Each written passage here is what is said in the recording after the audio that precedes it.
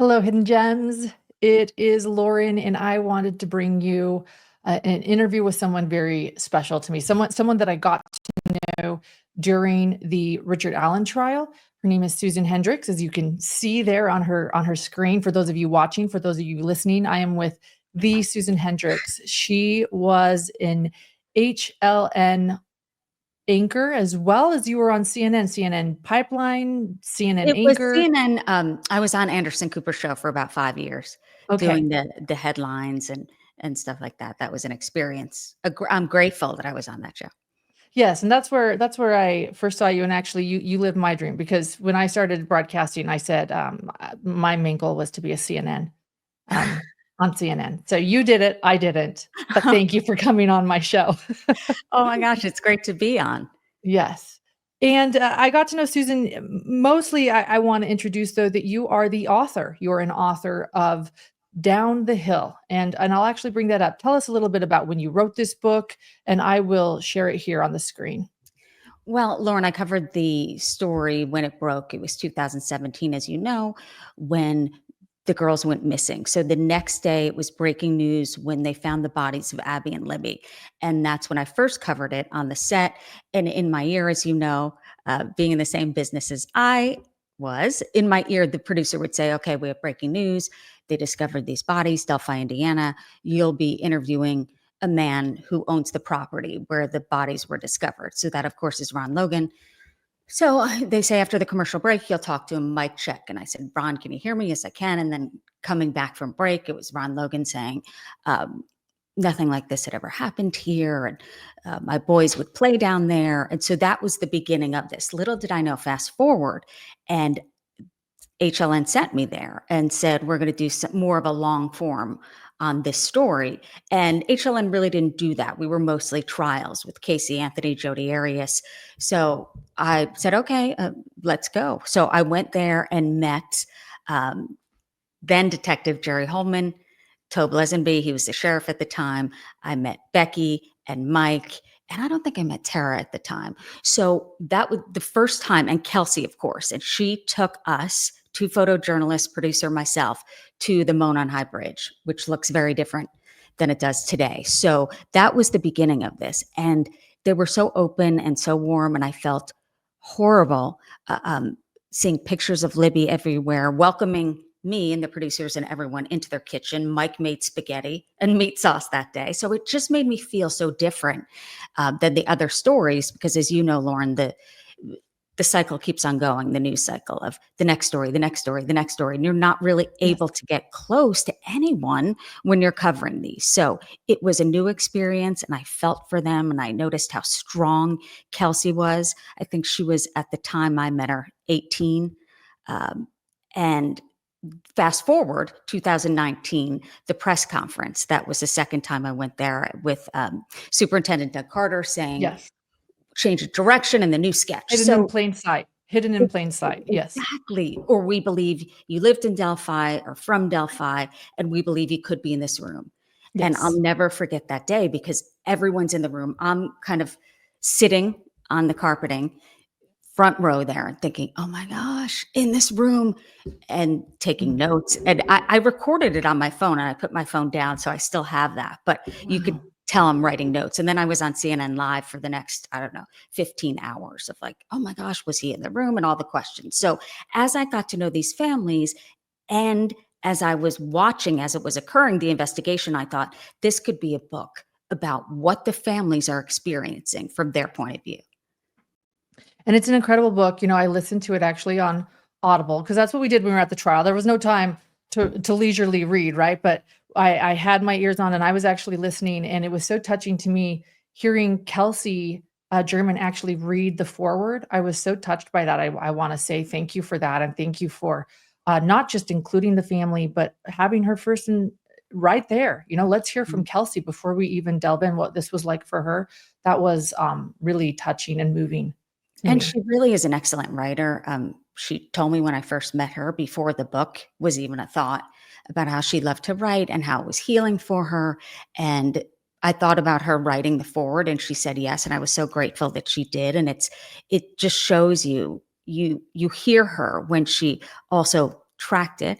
The loss, such a loss of her sister, not just a sister, but her best friend. And Lauren, I know that you met the families. Not only did you meet them, but they really appreciated and still do what you do and your work. And that meant so much because there is, believe it or not, for those who don't know this, vitriol in the true crime space. I don't know.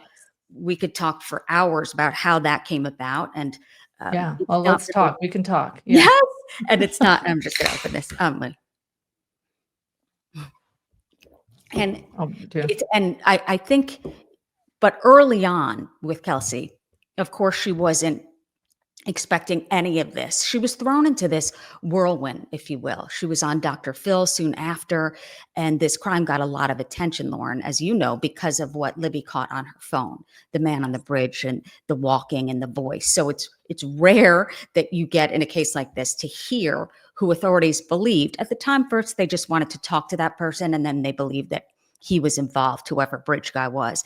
And it's rare that you're able to hear the voice of someone you believed murdered those girls. And Mike early on, and I repeat this because it stuck with me, Libby's grandfather, who she was living with, said, Susan, I really think she was going to come home and say, Grandpa, look at this creepy guy that we saw on the bridge. And that never happened. Oh, yeah. Yeah. I'm sure that's exactly what she would have done. Right. Yeah. Oh, And just gosh. so after that, of he could be in this room and the change of direction, I remember Detective Holman calling me, and it's so good to see him at the trial. It really is full circle. I know he's poured his heart into this investigation, but he did call me. We did a special when I got back. HLN did, and we had all these guests, attorneys, former FBI, in a circle panel on set. And he said, Susan, give me a call when he can. So I called him and he joked and he said, you sure mention the FBI a lot. And I said, well, you don't talk to me about anything. And he said, well, that was our idea, not theirs, the press conference. So, and I thought, oh my gosh, well, who's that? Wow. So, and now knowing what I know now and looking back, it was kind of this break, which obviously I think happens a lot more than we know. You see it in the movies, but a break of like, okay, who has control? Who's in control of this investigation? And we found out now that Superintendent Doug Carter, who testified at the trial, said that yes, he did say, okay, FBI are free of your services for us, but he said they knew that they could call them at any time to pitch in. But the day-to-day investigative process was really with Indiana State Police. And I have so many questions for you. As you know, I watched from the public. I saw you reporting on it. I learned about this crime with the public, and it wasn't until the arrest in 2022 that I jumped on it as a podcaster and started reporting on what I was seeing. I have so many questions for you. I feel like you need to write a sequel to the book post the trial. By the way, I hope you do. Well, once I was able to write the book or knew that I was going to write the book, I thought, oh my gosh, do I know how to write a book? And it was harder than anything I've ever done because it's not what I was used to. It's really kind of you. And it's clearly a story that I knew the people. So I wanted it to be exactly such a good right. book. And going through my notes and having this stack and feeling overwhelmed. And I felt like Tom Hanks talking to a volleyball in my room. I stayed in my room for 5 months every single day. My son was like, please don't write another book. But I've heard that about writing a book. You hunker down and you don't talk and you don't eat and you just. And it's on my end. I was the type of person in college, I'd cram, and even high school the night before. So I squeezed in what should have been writing each day into like 5 months and just wrote. But I knew the story, and I remember sending Becky a chapter and saying, what do you think of this? And what do you think of, because I wanted them to know. I asked Becky what she thought of it, and I wanted them to know that this is the perspective I'd be taking from their point of view, not from any other point of view. And Really I did talk about the investigation too, but it was never my intent or who I am as a person, period, to try to investigate this murder, these murders, the horrific murders. But it wasn't my thing to do. There are people out there that Deanna Thompson, I was lucky enough to interview for part of the book. She's in Don't F with Cats, that Netflix show, and she has the investigative skill that I just didn't want the perspective to be from that angle, because that's not what I did or do. It's a wonderful book, and you really did put the family, angle in. I recommend it to anyone. Um, and I find it interesting as a journalist, you really delved into this case, as you say. This sort of Mhm. became your human interest case. In other words, you would go from crime to crime. As you say, it never gets easier. You just put your game face on. We do what Yeah. we do. And this one really grabbed you, and you could not let this go. You sort of explained why. You went to dinner, you met the Patties, you met the families. Uh, Tell me about, what we just concluded this trial. What was it like seeing this through, a sort of your story and being there, knowing the families, being so involved, having written a book, watching this trial play out? Because I have to say this, as I pointed out, I came on this later, right, than Mhm. you. This was a trial unlike any trial I've ever reported on. Uh, Me too. what are your thoughts seeing this through? Well, we're great. I know you are too. It just comes with the job of compartmentalizing. You have to. You have to. So you could cover certain stories, and that's what you're able to do. But with this, and I mentioned this in the book, is that for the first time I felt like I was on their side of the camera and not my side, because you're protected by that. And you move on and you move on and you move on and you move on. It doesn't mean you're not empathetic. It just means that it's the next news cycle. It's your And job. so, You do what you yeah, do. exactly. And I've even gotten criticized for this a lot, for being on that side. But I thought, well, it's a perspective I'm taking. And, I You sound like saw yeah, they I'm needed you. nonchalant now, but like sometimes it does bother me, or it did. Uh, Oh, I and I imagine. always go back to like, all right, it's not about you. It's never about me. It's about these families. And I just was sensitive to it. And you know what? The bottom line is I just cared. They invited me in, and I cared. I cared what happened to them. I cared about the horrific day to day that they would have to go through without the girls. And I think it was being in their homes. And I was at Abby's home as well with her grandmother, Diane, showing me photo albums and seeing Abby's sneakers and her cat Bongo, her black cat, and her swing set. Mm, It's like they were just there. So yeah. that's what was so heart wrenching. And if you don't, so it's easy to hide behind a computer and say, and implicate family members, which is gross, but to do that when you It don't is. know them, and then they're almost not human to you. And you could, uh, I don't say easy, and I'm not saying everybody does this. All you need is a select few. And, uh, but that's hurtful. And so I guess it was me becoming close to them and getting to know them on a different level. But I do remember what Paul Holes told me. This was CrimeCon in Las Vegas, and this is before anyone was arrested. I believe it was 2021. It Okay. was September, I believe. No, that was Orlando. So this is Las Vegas, and on This was stage, Las Vegas. I was there too. I yeah. think it was 20 Oh, you was it were? 2021? Yeah, Orlando was after, Yep. right? So, I I wish I could think have met I you think it then. was. Yes, yes. Yeah. And Paul Holes did say, first of all, he's a wonderful person, and his level of being able to detect things and see things that we don't is unprecedented, clearly.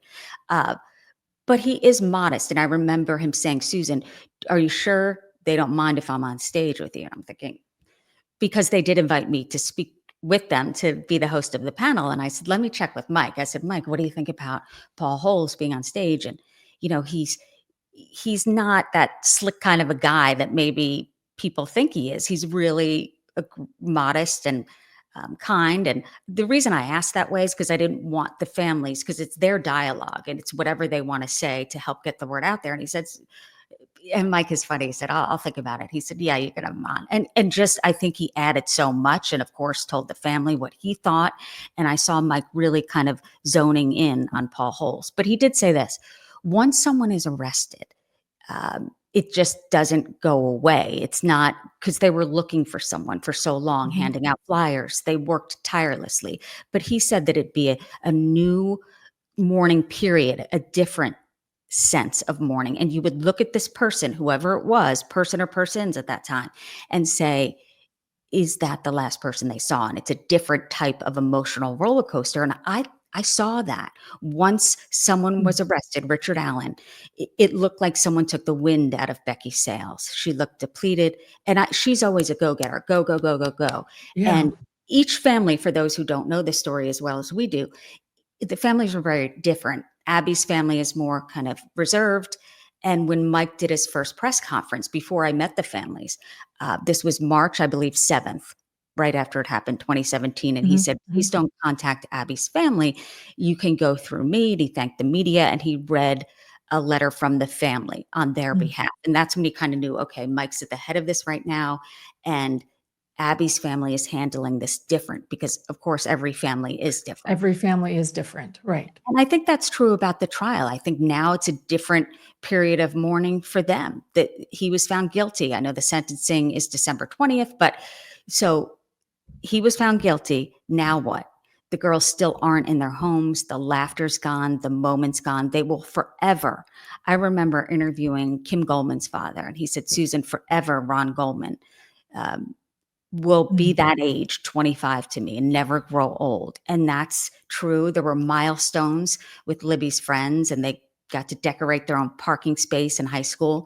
And she never got to do that. And now that Kelsey's a mom to a little girl who's so cute, and she's pregnant again with a girl, she won't be able to have those experiences and meet Kelsey's daughter. So every milestone, it's always this hole in their heart. So I think that Heartbreaking. probably is what they're going through now. If I were them, I don't know how they handled what they did during the trial. Watching them from far, there's a gag order, there's Mhm. conspiracy theories, there's Mhm. lies, there's people accusing family members of things still, years later, 7 years later. I felt the angst, I feel like if I had been them, I would have screamed and been so upset. I just wanna thank you again. I think in this situation, because of that, they really did rely on, trusted reporters and people like you. Did you sense that, or, I did, and, anything you can share about that? I did. I feel like Becky speaking, especially I know that CrimeCon, if you're not familiar with what that is, and Lauren, maybe you've discussed it, but it's where victims' families and can come together and either get the word of the case out there, or it's just people, the audience members are people who love true crime or want to help or just are really engaged. And I know for those who don't know, it sounds weird, CrimeCon, but you don't dress up. It's not like Comic-Con, but I Right. found it to be before my first year there. It was New Orleans, I think 2019 was my first year with the families, and I didn't know what to expect, and I wasn't sure how I was going to do public speaking. I was so nervous, but the crowd is so warm and welcoming. It's unlike anything I've ever experienced. It's a wonderful crowd, and that is where I know Kevin Balfwell, and he's um, one of the guys who first started this, put this on with the Red Seat Ventures. And I do believe that Kelsey found solace there, was able to connect. That to me is what I found the most of. You're able to connect with people who really know how you feel, really can say, my sister was murdered too. Where else can you find that? So I think, and Becky has said to me, that really helped Kelsey to be able to, okay, now I'm an advocate. I have purpose. She didn't die in vain. These girls did not die in vain. So I believe that Becky found that to be healing as well. And I know that during that particular crime con, Diane was there too, Abby's grandmother on stage, Mm. and Oh. talking about, she said, look, I can't change something what happened. I'll never be able to bring Abby back. She said, my heart's broken for my daughter. That was her only daughter, Mm. Abby's mom she was talking of. So it was just kind of the stages and the heartbreak that they go through and all the missed uh, timeline, everything on the timeline, all the missed kind of milestones that they go through. So I think that she found that healing. And by no means am I the only journalist that the families have spoken to. And I know throughout this, before the gag order, Yes. Rafael Sanchez comes to mind, that Mhm. a trusted, he's local Indiana, and we got to see them at the trial. So there were people that they trusted. And, Becky's a very forgiving person, and a kind person. I can't stress that enough. And so is Mike, and so is Diane. But she's open to say, she'll come up to you and say, hey, how are you? She'll remember everyone's name. And so I think that she felt that was kind of healing for her throughout. And I think once the gag order's lifted, maybe she won't, but maybe she would like there is no such thing as closure. I've learned that Yeah. throughout, but I'm sure that she'll speak again and talk about her experience. Yeah, they were so brave in the courtroom too. They were there to witness everything. They were so strong to you know, um, even some of those hardest photos to look at, and I would look over and they were there just being so strong, bearing witness to Mhm. their, their granddaughter, their sister. It was I am so impressed by this family and what they have been warriors for these girls. Were you there when Cicero was on the stand? Yes, Mhm. Mm. yes, I was there taking So us through. when when Cicero was on the stand, the blood expert, Mhm. is it Major Patrick Cicero? And that was the day, because getting into court was a whole other situation that everyone had Yeah, to go through, and that's how I feel like I know Lauren so much more so than I would if we could just walk into court, I and know, I'm that's where we grateful got to for know each that. other. If I we would could say just the walk line, we all bonded. I mean, if we could just walk in, that's a whole, topic within itself. Uh, Yes. but that was the day I had a media badge. You're like the chosen one, but it would rotate. And then it was out of the media pool. But that was the day that I took notes. And so you're in the front row, and that's the day that I'm the pool reporter. So I knew that everyone would be looking at my notes. Now, Yeah. I wasn't used to writing for hours and hours and getting every quote, and I had highlighters, and I'm trying to do my best. And it was Cicero, so you're paying attention to every single word. And I had seen him on the stand at a hearing at the end of July, beginning of August, and I knew that it was heart wrenching to hear him. It truly was.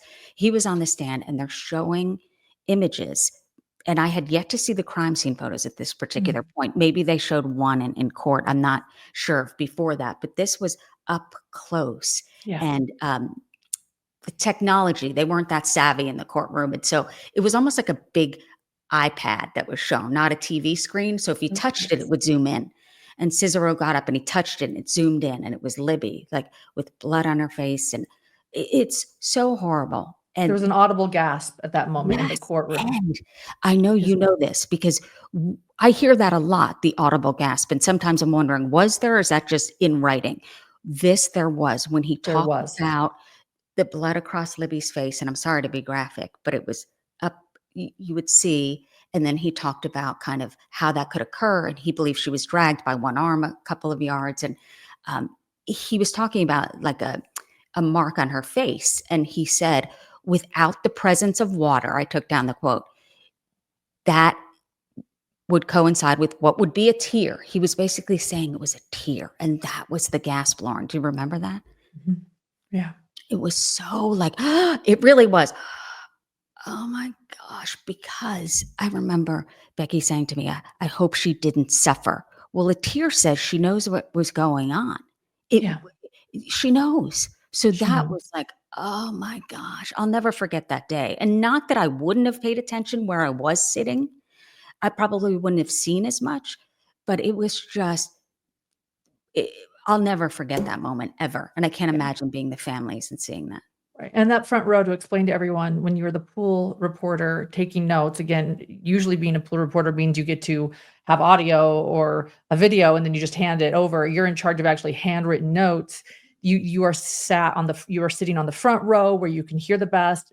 Each row back is harder to hear. I express that to our listeners Yes. multiple times. It You is can't so hear. So hard to you're that hear. day, in other words, you're there, you're front and center, you're hearing and seeing everything. Everything's elevated, right, which Yeah. I I've covered a lot of court cases. I've never been in a courtroom that long for the whole entire trial. Even if it was Mhm. for CNN or HLN, I'd go in for a couple days, come 'Cause back. the news Yes, cycle, you've gotta get exactly. everything done. Yeah. Exactly. And when it was Casey Anthony, let's say it was Michael Lanos, who I worked with, he was there, or Sandusky, he was in the courtroom. So for me to be there every single day, and court cases, they have ebbs and flows, and a day could be, for lack of a better word, boring if you're talking about DNA or lack thereof, and the scientific aspects, and the bullet and the markings on an unspent bullet. Mhm. So, but this day was everything was elevated, and I didn't realize in a courtroom, and maybe it was because it was Carroll County, I'm not sure, but the acoustics, you couldn't hear anything in the back, Right. especially. I think that Judge Gold changed that a little bit, and McClellan would always stand up and say, you have to project your voice. And I remember it was there was someone on the stand that finally spoke really close to the mic. I'm like, that, because it can be an issue if you're trying to hear and listen to everything. But that day Very was much so. elevated for me and so horrific.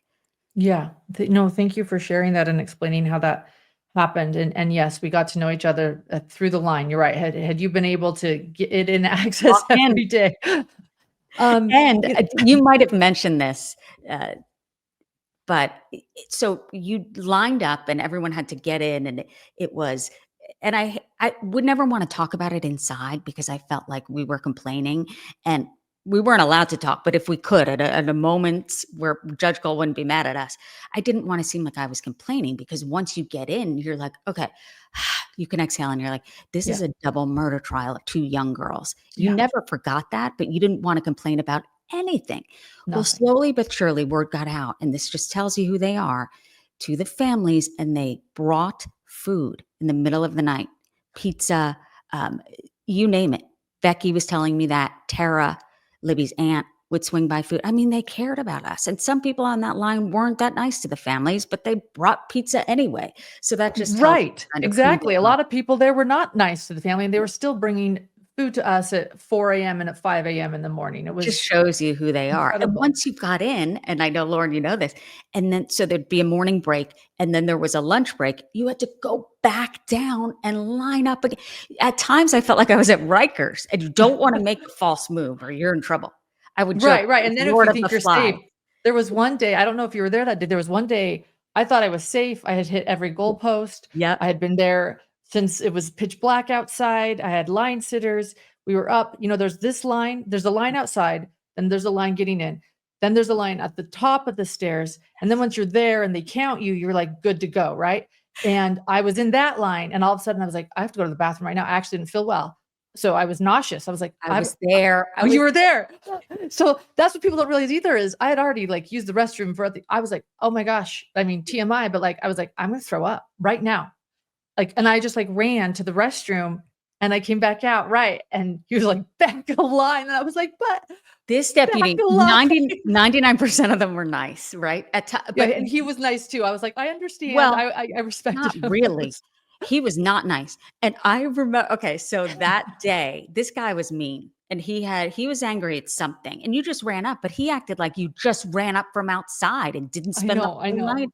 outside. And he was like, no. That I spent And the I'm whole going, night there. I was like, but I'm thinking, oh no, God, no, 'cause she's been on this line. So we get in, you finally got in that day, I right? did. I was the last one in. Did he Yeah. say sorry or anything? Um, I have a bad Not habit you, of, like, him. wanting to explain myself, and so I Right, was me like, "No, no, no, too. I was here," and he didn't wanna hear it, right? He didn't wanna hear it, but I was like, "But you don't understand." Back a line. So, after everybody went in, I stopped my Yep, bad habit, and I yep. was just like, "I understand, I respect you, and he softened a bit, and he's like, "'Kay, you've got one spot in there," and A yeah. lot of these deputies work in the prisons, in the jail. So it would be like if we were prisoners talking back. They don't want to hear it. They They just don't don't. wanna hear the excuse. They don't wanna They hear the don't, excuse. and they Yeah. don't care. Everything They we've don't just been care. venting about, then they don't They care. don't And care. They want Judge order. Earl doesn't care, and I understand it. She's been burned, but this was excessive. So she was on the stand one day, and she said, "I understand." And the jury, she was very kind to the jurors, of course, and they were out of the room. And she's like, "I hear that people can't hear." Essentially, I'm paraphrasing. I don't care. I only care about the jury and the pool reporters. I don't care about anyone else, clearly, because they kept moving the goalpost. So we'd They line did. up, and then we'd line up again, and then you'd line up again. And there was one day Kevin and Anya from Murder She were outside. It was just a cutoff, and I saw Anya's face. And I got to know Kevin and Anya at the hearing in July, and then at the jury selection in It's a Fort great Wayne. podcast. S Murder Sheets podcast. Wonderful. Yeah. So I feel like they're my best friends, because once you've gone through all of that, and I've been waiting in line with them, so I just come out. It was not the same day of with you, but it was the same guy.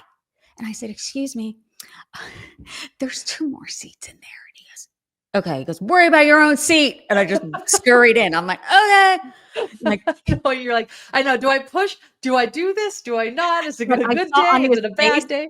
I saw Anya's face. If this was after what happened to you, I wouldn't have made a false move, but I didn't know yet. So I'm like, "Oh, excuse me." This guy's massive. I mean, he's like, "Worry about your own seat." I'm like, You're like, they yes, got in sir. there. Yeah, So, got it. And there was one day where Anya actually didn't get in, and sometimes Anya and Kevin would, say, "I'll go in and you stay out." But there's one moment which also shows how people really came together. mhm. And Anya didn't make it in. I don't think either of them were in. and someone stood up. It was Anthony. And he stood up and he's like, you can have my seat. You're a better reporter than I am.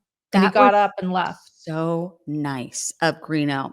And he let me Mhm. his phone one day. But that was right. People started, you were sticking together on that line, Yeah. most everyone, because you're all going through the same thing to get in Mhm. there. So needless to say, it'll be interesting to see what happens at the hearing. But it was, how many days was the trial? Was it 19? It depended on if you consider jury selection, but it was day in and day out. And on your topic, what you first mentioned was the families were there for everything. 63 plus pieces of evidence. Everything. Witnesses on the stand, and like Throw in that Kelsey's 375. pregnant too. Oh, there goes my Yes, pillow. But and yeah. they're every day. The only time she wasn't was when her daughter was sick, but it was every day to see this and hear this, but they promised they'd be there, and they were. And They granted, were. this is a very small courtroom, a beautiful courtroom, very small, Tall. I know people get tall. confused. And one big in some ways, Yeah. tall, big, The bad actual acoustics, room, but right, like right. tall, beautiful,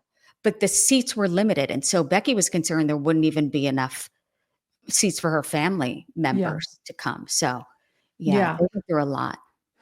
Susan, I want to ask, I don't want to take up too much of your time. We're so grateful that you're here and we know how busy you are.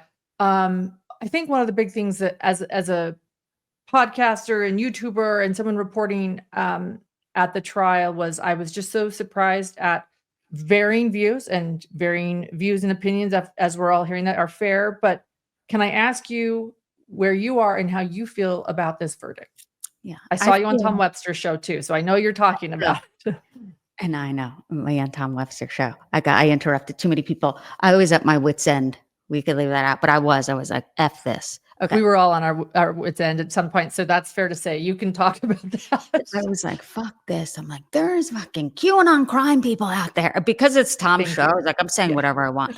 But I'm like, we're not tiptoeing around this anymore. I was losing it like Jack Nicholson in my room. But I lost it a few times. There were tears. That's yeah. what I wanted to have you on. I'm like, come talk about what we just went through And real because quick before I answer, my husband was in here setting up, and I'm so glad you said, like, I've never experienced something like that, because I saw his face, because I've been telling him, like, you have no idea.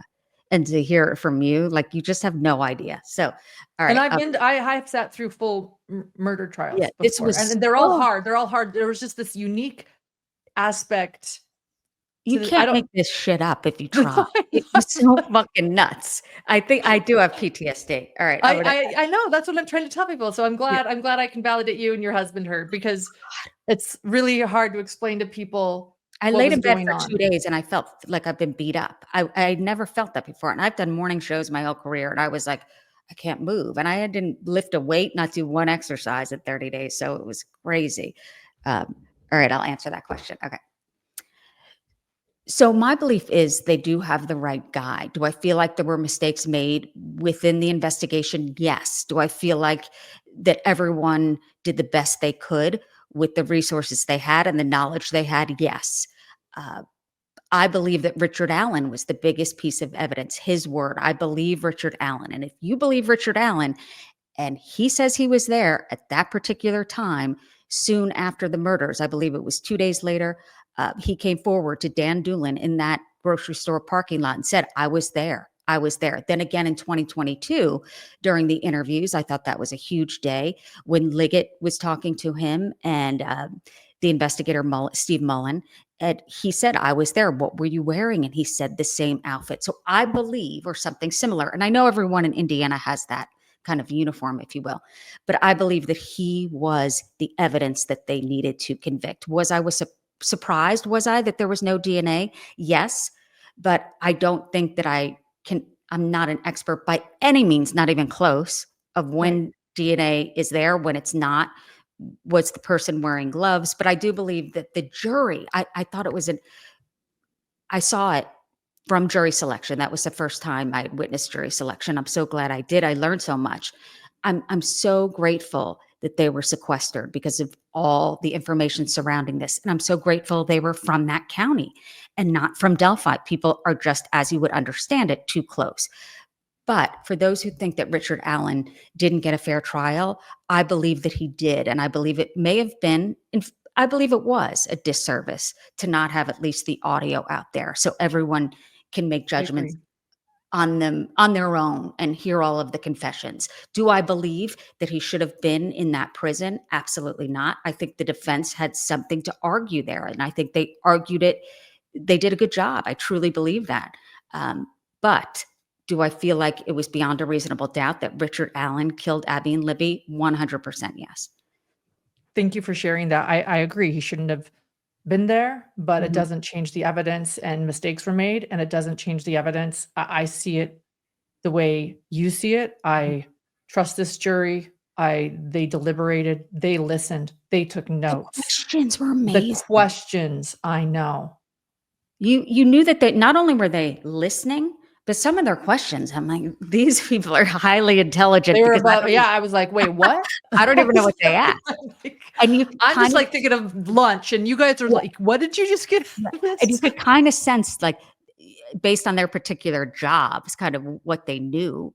And I forgot as we went along kind of what each person did for a living or their expertise, but you could clearly sense that they knew what they were talking about with these questions and with the DNA and the ballistics and just the questions. I really thought that gave us a look inside uh, of how they were thinking throughout the trial. And I think that all states should adopt that, because imagine if you and I, Lauren, were on a jury and then we had to go back and deliberate after 375 pieces of evidence and 62 witnesses. I'd think, oh my gosh, what are my questions? So to be able to ask throughout and get those answers, I think were helpful in the deliberation time.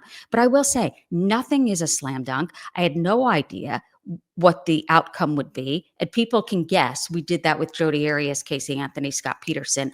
Oh, is it too soon? They're out this long. That means they're locked. It's going to be a mistrial, but you never really know. So I had no idea. And when it went into Monday, but it just showed you how much time they took, and how they each had a folder with all of their notes in there. And it shows, I'm curious to see what the breakdown was or what they all thought. Maybe one day we'll hear that, but it was interesting Right. to see the whole process. And I believe they came to the right conclusion.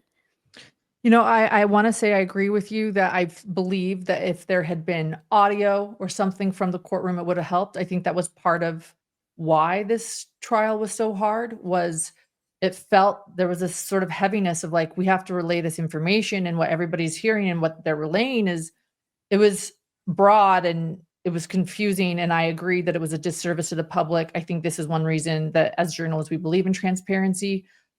I understand why Judge Gould, made her choices, and I respect her decisions, but again, I think that had people been able to listen for themselves, I agree with you. I think it would have helped the entire process. I wanna ask you really quickly about jury selection, because I was not there at jury selection, and there are a lot of questions about these jurors. How well did they know about this case? Can you give us, I mean, I know you don't remember each one maybe individually, but overall, your feeling No. about this Yeah. jury? Well, my father's an attorney, and I said, I'm going to jury selection. And he said, why? It's kind of a mundane process to go. Well, he didn't realize I had never seen it, or maybe he just thought it's not that important in terms of the process. I think as he's seen it so often, clearly. But because HLN, of course, at CNN, you didn't show that. You don't want to show the juror. So it was interesting for me.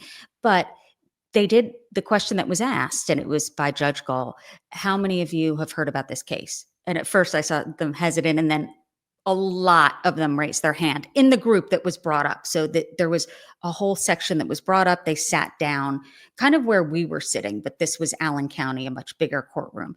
And then they would be called up, I believe, maybe 12 at a time. And then they were asked questions, and then McClelland would go up and ask questions, and then Rosie or Baldwin would ask questions, and then they'd go back to their desks and kind of write out notes of like who scratching out. And Richard Allen was involved, like no, yes, no. We didn't know why they picked a particular person, but then after that, Judge Gold would say, juror number 2, you're excused. Juror number 16, you're excused. So they would kind of leave the room, and then the next group was brought up. But a lot of people had heard about the case. Another question was, how many of you are law enforcement or have relatives who are? A lot of people raise their hand. And it was, okay, you've heard about the case. And then Judge Gold would say, juror number 2, how much, tell us about that. Well, I heard about it just in passing at the dinner table, but does that mean you can make a fair decision? Will that impact how you decide or what you think of this case? Can you be fair and impartial? And this person said, I can be. And so that would not get them excused because it's still Indiana. I mean, people Right. heard about it We'll around know the about this country. case. Yeah. And so that was interesting for me. But this one woman and Judge Gall said, look, we want you to be truthful. And McClelland was the first one up. He said, I don't care. I want you to tell me the truth so I can make the best decisions for this case for Richard Allen. But Judge Gall would say, another step was they read off their witness list. And do you know any of these people? Yes or no. If you do, raise your hand if you don't. And this woman was in the front row and back to had she heard about the case, she said, I have heard about it. Well, how? Well, I started a Facebook group and I already made my decision of guilt or innocence. You do? Yes. Well, would that change? No. So she was excused. And someone said, raised his hand. Is there any issue, Judge Gall said, of why you couldn't serve on this jury? And one guy raised his hand and he said, I was unemployed for so long, I finally got a job and I'd be worried about it. Is that where your mind would be? Would you be listening to the case or would you be worried? He said worried. He was Okay. accused. There was one guy, I haven't seen this. I haven't seen any jury selection before, but it was, raise your hand, sir. He said, yes. He said, I'm a psychic. I could really be used as a witness for the prosecution, but I'm a psychic.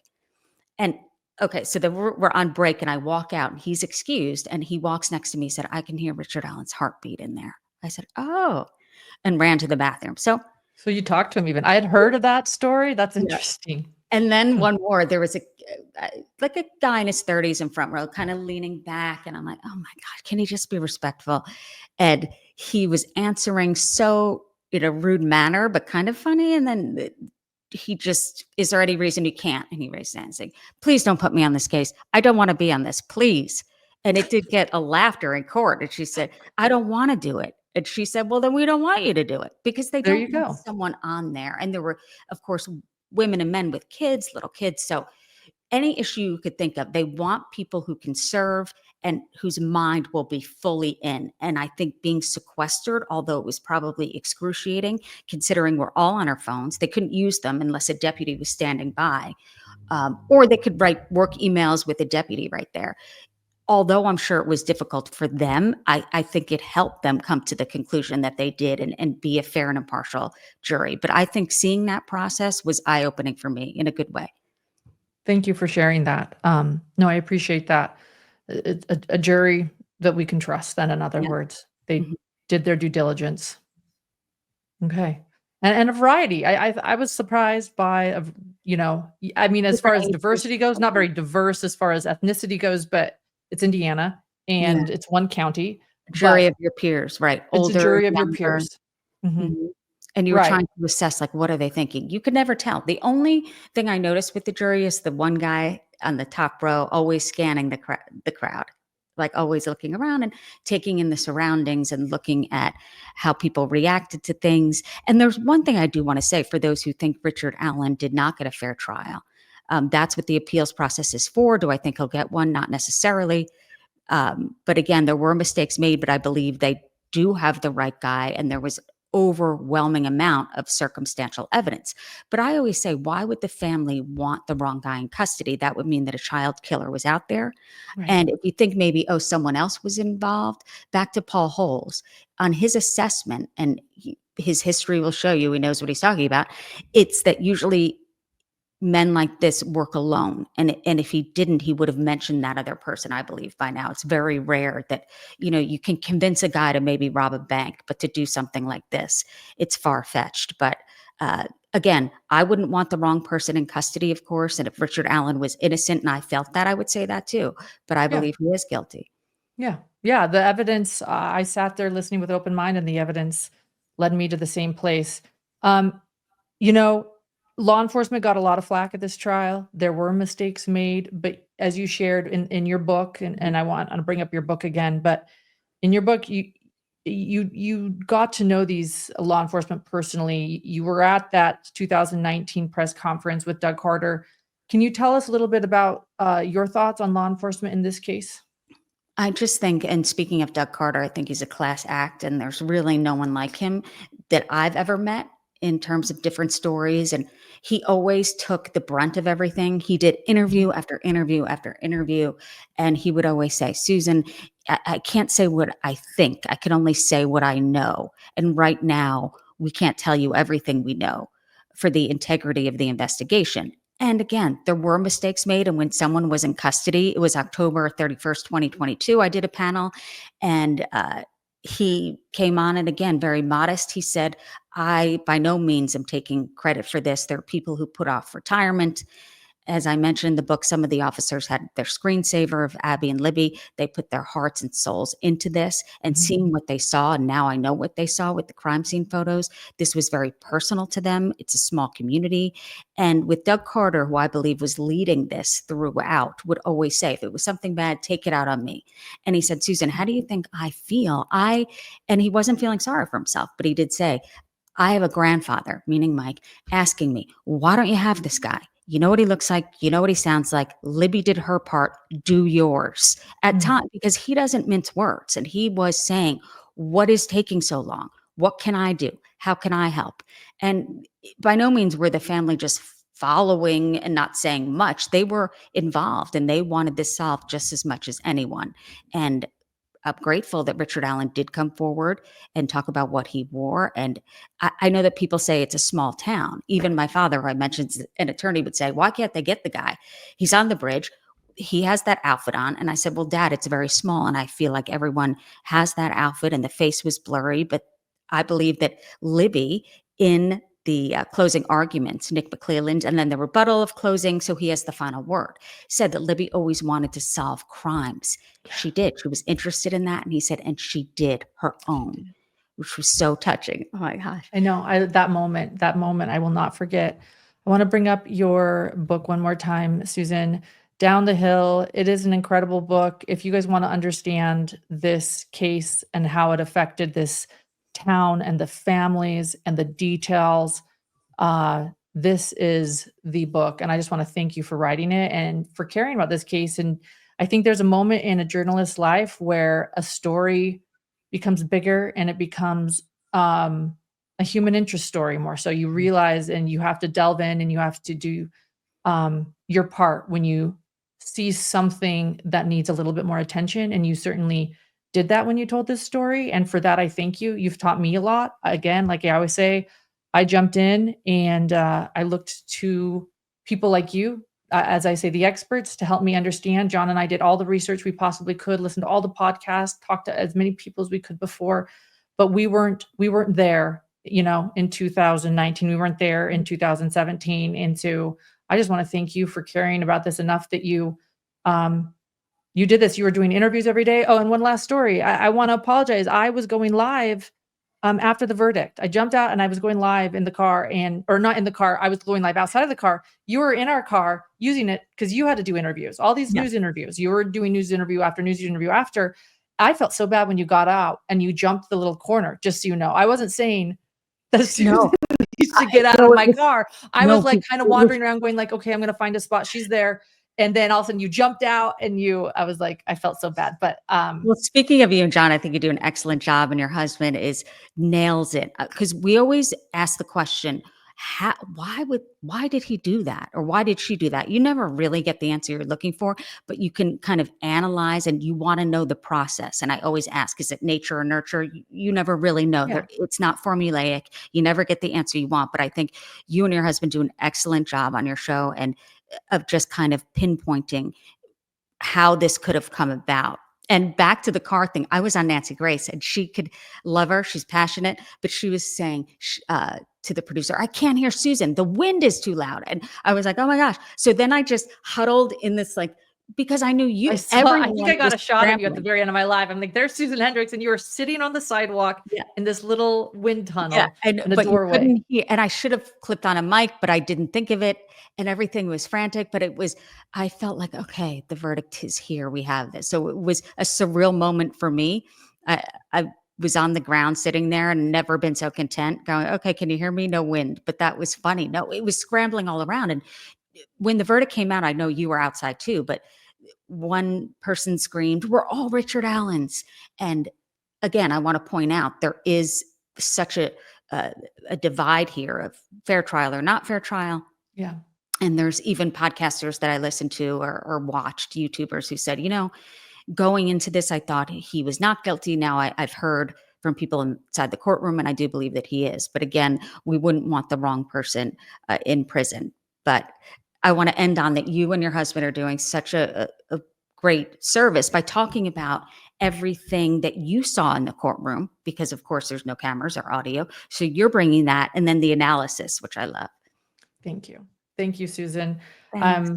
I appreciate this interview so much. Thank you for taking your time out of your morning to do this interview, and we will definitely be in touch. And again, I'm there to buy the sequel to your book too, the post-trial sequel, if you ever write it. But this book is incredible, and it's a book that if you want to understand this case, you start with Down the Hill by Susan Hendricks. So thank Thanks, you so Lauren. much. Thanks. We'll see you.